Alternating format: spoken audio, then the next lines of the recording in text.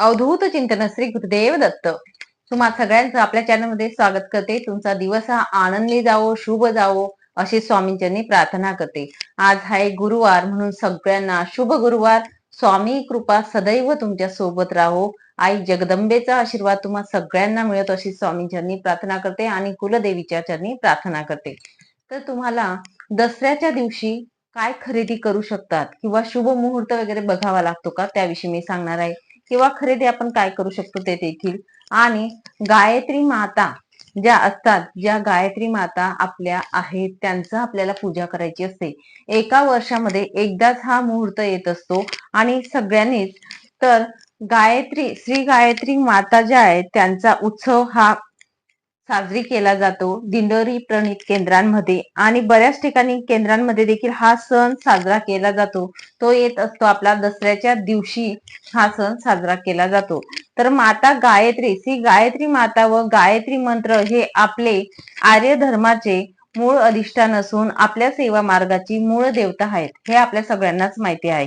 त्यांचा उत्सव वर्षातून फक्त एकदाच होतो, तो म्हणजे आश्विन शुद्ध नवमी या दिवशी सकाळी, म्हणजे जसं केंद्रांमध्ये सकाळी 8ची आरती झाल्यानंतर प्रत्येक सेवेकऱ्याने एक माळ तिथे गायत्री मंत्र घेतला जातो आणि 11 माळ श्री स्वामी समर्थ या मंत्राचा जप केला जातो.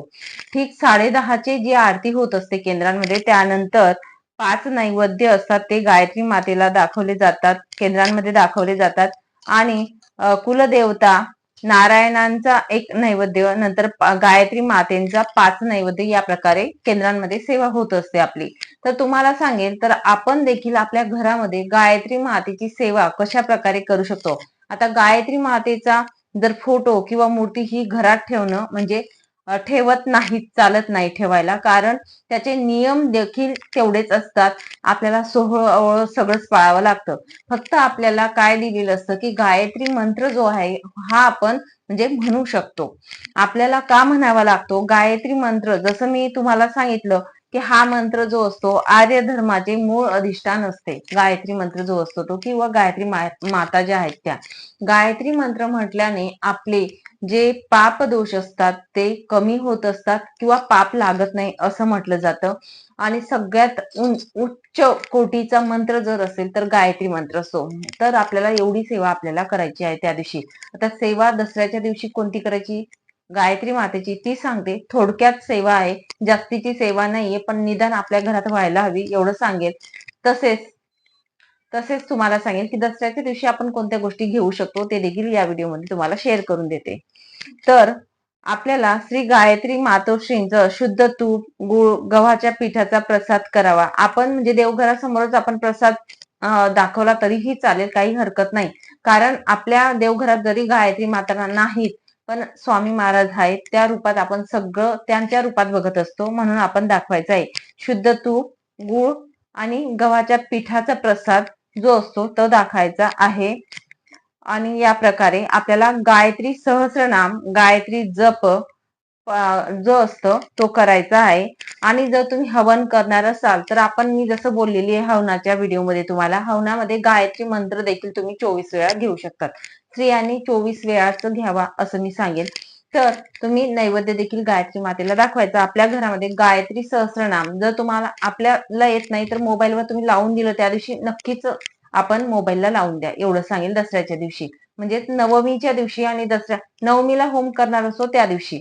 दसऱ्याच्या दिवशी म्हणजे नवमी सकाळी संपणार आहे 11 वाजता, तर आपला हवन देखील नवमीला किंवा अष्टमीला आपण करत असतो, त्या दिवशी केलं तरी देखील चालेल. या प्रकारे करू शकतात. नवमीला होम केला किंवा अष्टमीला जरी केला तरी गायत्री मंत्राचं तुम्ही हवन करू शकतात. म्हणजे त्यामध्ये आपल्याला 24 वेळा गायत्री मंत्र घ्यायचा आहे. जसं ओम तत्सवितुर्वरेण्यं भर्गो देवस्य धीमहि धियो यो नः प्रचोदयात् स्वाहा, या प्रकारे आपण घेऊ शकतो. 24 वेळाच घ्यायचा. परत सांगते मी तुम्हाला, नवमीला जर केला तर.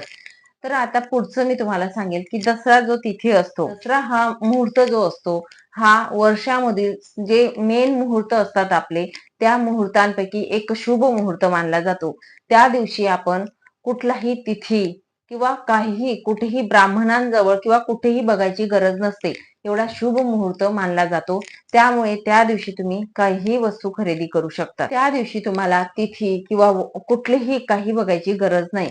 तर तुम्ही नवीन वाहन असू द्या, नवीन घर असू द्या, काही वस्तू, गाडी असू द्या, जी तुम्हाला वस्तू आणायची आहे, तुमच्या घरात वापरण्याच्या वस्तू असू द्या, नाहीतर कुठल्याही वस्तू असू द्या, तुम्ही अवश्य त्या दिवशी घेऊ शकतात, कारण तेवढा शुभ मुहूर्त मानला जातो. तसंच तुम्हाला सांगते, सोने, चांदी, हिरे, मोती काय करायचं तुम्हाला ते तुम्ही करू शकता, त्या दिवशी खरेदी करू शकतात, कारण तो तेवढा शुभ मुहूर्त मानला जातो. फक्त एवढं सांगेन, त्या दिवशी जी काही आपण खरेदी करून आणत असतो त्याची आपल्याला पूजा करायची असते.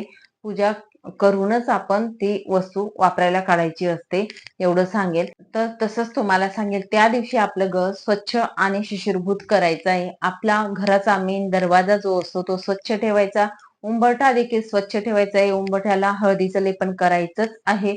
आपला मेन दरवाजा असेल तिथे कुंकवाने, हळदी कुंकवाने किंवा अष्टगंध किंवा हळदीने नुसतं कशानेही तुम्ही स्वस्तिक चिन्ह काढा. 4 बिंदू जे असतात ते ठेवायचेच आहे, 2 रेषा ठेवायच्याच आहे. स्वस्तिक तेव्हा पूर्ण होत असतं. आजूबाजूला तुम्ही कुंकवाने शुभ आणि लाभ लिहायचंच आहे. आता तुम्ही बोलाल, माझ्या दरवाजावर प्लास्टिकचं चिपकवलेलं आहे, मला काढायची किंवा गरज नाही.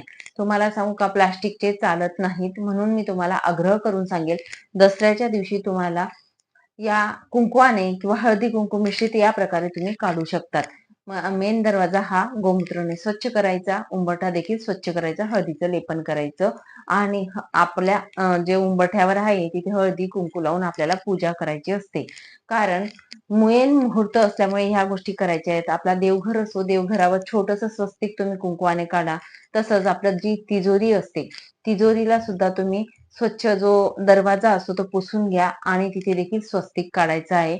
आणि आपल्या किचन मध्ये देखील स्वच्छ, समोरची भिंत जी असते ती स्वच्छ पुसून घ्या आणि तिथे देखील आपल्याला कुंकवाने जो असतो तो स्वस्तिक काढायची आहे. मात्र आपल्याला सगळ्या ठिकाणी जो स्वस्तिक काढणार आहोत त्याची पूजा मात्र करायची आहे. हळदी कुंकू व्हायचं, पूजा करायची आहे, कारण किचन मध्ये आपली अन्नपूर्णा मातेचा वास असतो, म्हणून किचन मध्ये देखील आपल्याला पूजा करायची आहे.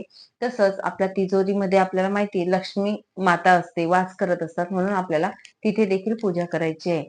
छोट्या छोट्या गोष्टी आहेत अगदी, पण नक्कीच सगळ्यांनी करा असं सांगेल. दसऱ्याच्या दिवशी नक्कीच ही पूजा तुम्ही करा. तसंच तुम्हाला सांगितलंय की सरस्वती पूजा कशी करायची. तुमच्या मुलांना सरस्वती पूजा करायलाच लावा त्या दिवशी, आणि त्याचं खूप महत्व आहे. मुलांना चांगलं वळण लागत असतं, त्यांना देखील पुस्तकांचं महत्व कळत असतं. ज्या प्रकारे आपल्याला ग्रंथांमधून एक ताकद मिळत असते, एक पॉवर मिळत असते, एक पॉझिटिव्ह एनर्जी आपल्याला ग्रंथ वाचन करतो महाराजांचे किंवा कुठलेही असू द्यात, ते आपण वाचन करतो ग्रंथ, तर त्याच्यातून आपल्याला एक पॉवर मिळते, हिलिंग पॉवर मिळते, कुठेतरी आपण पॉझिटिव्ह होत असतो, बरोबर. त्या प्रकारे आपल्याला ग्रंथांची देखील आपण पूजा करू शकतो. ज्यांचं जे असेल त्यांनी त्या गोष्टीचं, सरस्वती मातेचं म्हणजे आपल्याला ज्ञान कुठून मिळत असतं त्या गोष्टींचं आपण पूजन करायचं आहे. साधी आणि सोपी पूजा आहे, अगदी 2-3 मिनिटाची, काही वेळ लागत नाही. आपले ग्रंथ ठेवायचे, हळदी कुंकू व्हायचं, फुलं अर्पण करायची, साधी पूजा आहे. नक्कीच सगळ्यांनी तो व्हिडिओ बघा आणि कशा प्रकारे करू शकतात ते देखील सांगितलेलं आहे. तर सगळ्यांनी या छोट्या छोट्या गोष्टी दसऱ्याच्या दिवशी करायच्या आहेत. तर त्या दिवशी तुम्हाला खरेदी करायची असेल तर निदान कमीत कमी सांगेल, छोटीशी का असेना वस्तू नक्कीच आपल्या घरात आली तर अतिउत्तम, कारण हा खूप मोठा मुहूर्त मानला जातो. म्हणून चांदीची पाऊल असतात, स्वस्तिक असतात, या पद्धतीने तुम्ही आणू शकतात. किंवा तुमच्या घरात जी वस्तू नाही ती वस्तू तुम्ही आणू शकतात. चांदीची महालक्ष्मी मातेचा छोटा कॉईन असतो तो देखील खरेदी करू शकतात. तुम्हाला जी वस्तू नसेल ती वस्तू तुम्ही आणू शकतात. मात्र एवढंच सांगेल, वस्तू आणत असताना आपल्याला स्वतःला त्यांची सेवा होईल हे लक्षात ठेवून वस्तू घरात आणायची आहे. नुसती वस्तू आणली आणि घरात ठेवली याला महत्व नाही. म्हणून तुम्हाला सांगेल, नक्कीच सगळ्यांनी सेवा करा आणि मेवा मिळवा. चला मग, सांगितलेली सेवा जी ती इथेच थांबवते. नंतर अजून भेटेल पुढच्या व्हिडिओमध्ये. श्री स्वामी समर्थ.